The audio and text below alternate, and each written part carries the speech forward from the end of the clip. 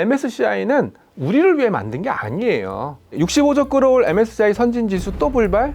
좀 제가 보기에는 약간 오버 액션인 것 같습니다.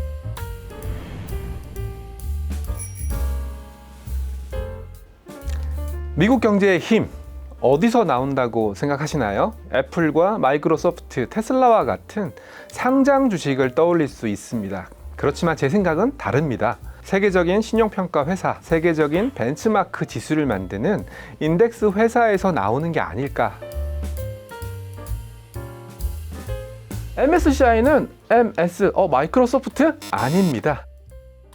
모건 스탠리 캐피탈입니다. 뒤에 붙은 I는 인터내셔널이라는 약자라고 생각하시면 될 것 같습니다. 그러면 이 회사가 지향하는 점이 무엇이냐? 그냥 지수를 만드는 회사다라고 생각하시고 계시는데요. 아니더라고요. 투자 의사결정을 하는데 강력하게 도움을 주는 그런 회사다. 투자 의사결정 어려운 단어라고 생각하실 수 있겠지만 총 5개 영역에서 집중을 하고 있더라고요. 인덱스, 우리가 제일 잘 알고 있는 MSCI 지수를 만드는 인덱스 사업, 그리고 팩터, 리얼 에스테이트, 부동산이라고 보통 얘기하거나 또는 대체 투자, 그리고 ESG, 애널리틱스, 분석하는 그런 툴을 갖추고 있고요. 투자 의사결정을 하는 데 있어서 도움을 주는 게 우리 MSCI의 목표다라고 생각을 하고 있습니다. 자, 최근에 이런 목표에서 약간의 변화가 일어났는데요. 바라라는 투자 포트폴리오를 분석해주는 회사를 최근에 합병을 했습니다. 즉 무슨 말이냐면 당신이 갖고 있는 포트폴리오를 가져다 주면 당신의 약점, 당신의 강점이 뭔지 분석해 주겠습니다 라는 쪽까지 MSCI가 사업을 확장하고 있다라고 생각하시면 될 것 같습니다. 자, MSCI는 전 세계를 크게 보면은 DM, 선진국과 EM, 이머징 마켓으로 구분을 하고요. 선진국과 이머징 마켓에 분류되지 않는 시장들을 프론티어 마켓이라고 해서 결국은 3개 그룹핑으로 나누고 있습니다. 당연히 한국은 현재 이머징 마켓에 구성되어 있고요.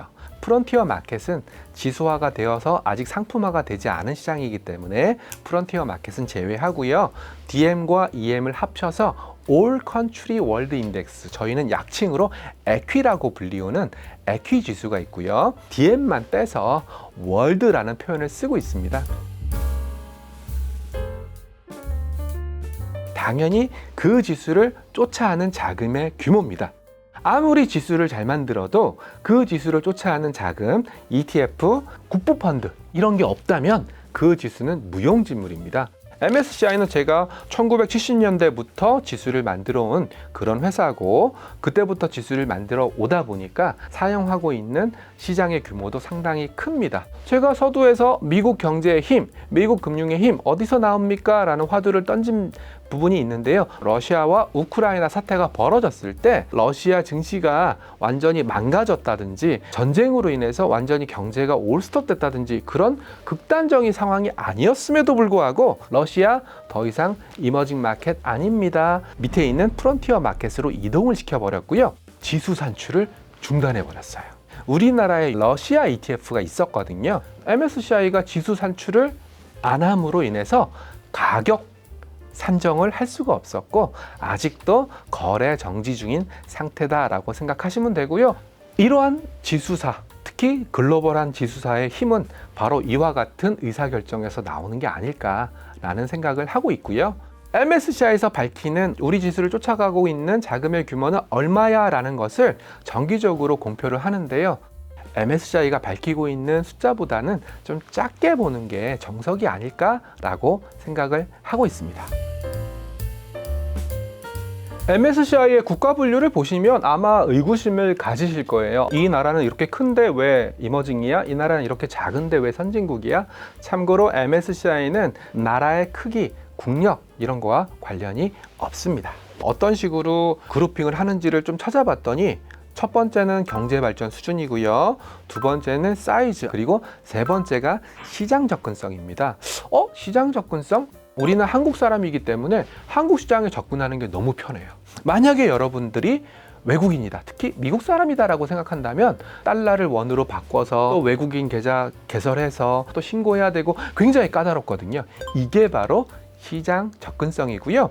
북미에 거주하는 사람들이 다른 나라 투자를 하기 위해서 만들어 놓은 그런 지수다 보니까 이런 시장 접근성이 가장 큰 걸림돌이 되는 경우가 많습니다. 자, 그럼 이제 숫자 계산을 좀 해봐야 되겠죠? 한국이 이머징 마켓에 있는 게 좋아? 아니면 DM, 선진국으로 가는 게 좋아? 라는 것을 따질 때 선진국 지수를 추종하는 자금 곱하기 한국이 선진시장에 들어갔을 때 그 시장에서 차지하는 비중, EM 지수를 추종하는 자금의 규모 곱하기 현재 한국의 비중, 요만큼은 매도가 될 수밖에 없겠죠. 근데 이 부분에 대해서는 제가 앞서 말씀드렸던 것처럼 추종 자금의 규모가 너무나 유동적이에요. 아마 한 50억 달러 정도의 매도가 나온다. 아니다. 오히려 50억 달러에서 360억 달러의 순유입이 일어난다. 이런 식으로 엇갈리고 있는 것이 현실입니다. 그래서 저도 이 자리에서 이게 숫자적으로 좋습니다라고 딱 잘라서 얘기하기가 너무나 어려워요. 그렇지만 제가 주장하는 바는 뭐냐면 과거 한국은 이머징 시장의 머리였거든요. 그렇지만 최근에 중국 시장이 너무나 빠르게 성장을 하고 있습니다. 중국 A주, 본토 사람들만 투자할 수 있는 시장이었는데 외국인들도 투자를 할 수 있게 됨으로 인해서 차이나의 비중이 커지고 있고요. EM 내에서는 한국의 비중이 점점 줄어들고 있어요. 이런 일들은 계속적으로 일어날 거거든요. 그런데다가 이머징 마켓 디스카운트가 있어요. 분산 투자의 가장 큰 목적이 리스크를 좀 낮추고자 하는 그런 목적이 있기 때문에 변동성이 큰 이머징 마켓보다는 변동성이 낮은 선진국 시장을 선호할 수밖에 없어요. 한국이 닭의 머리가 되느냐 용의 꼬리가 되느냐 선택의 갈림길이라면 용의 꼬리가 되는 것이 오히려 저는 낫지 않을까 이런 생각을 해봤습니다. 선진국 시장에 들어온다든지 이머징 마켓에 들어오게 될 경우에 바로 결정을 내리는 게 아니라 숙려 기간이 필요합니다. 그래서 그 시장을 좀 지켜보겠다라는 와치리스트를 6월에 발표하게 되고요. 아마 6월에 한국이 와치리스트에 편입이 된다면 내년 정도에 한국 시장이 이머징 마켓에서 선진국으로 들어오는 결정을 내릴 거고 관련된 자금은 내후년에 아마 유입되지 않을까 생각을 하고 있습니다. 지금 가뜩이나 유동성이 부족한 한국 시장에 가뭄의 단비와 같은 그런 존재가 되지 않을까. 어떤 ETF를 봐야 되나요? 라고 물어보실 수 있어서 코덱스 선진국 MSCI 월드라는 ETF가 있으니까 이 ETF를 통해서 뭐 한국의 선진시장 편입을 또는 편입에 따른 긍정적인 효과를 노려보시는 것도 좋지 않을까 생각을 하고 있습니다. 금융상식 MSCI 편이었고요. 댓글 남겨주시면 공개할 수 있는 범위 내에서 제가 답변을 달아드리도록 하겠습니다. 다음 시간에 또 다른 재미있는 주제로 만나 뵙도록 하겠습니다. 저는 최창규였습니다. 감사합니다.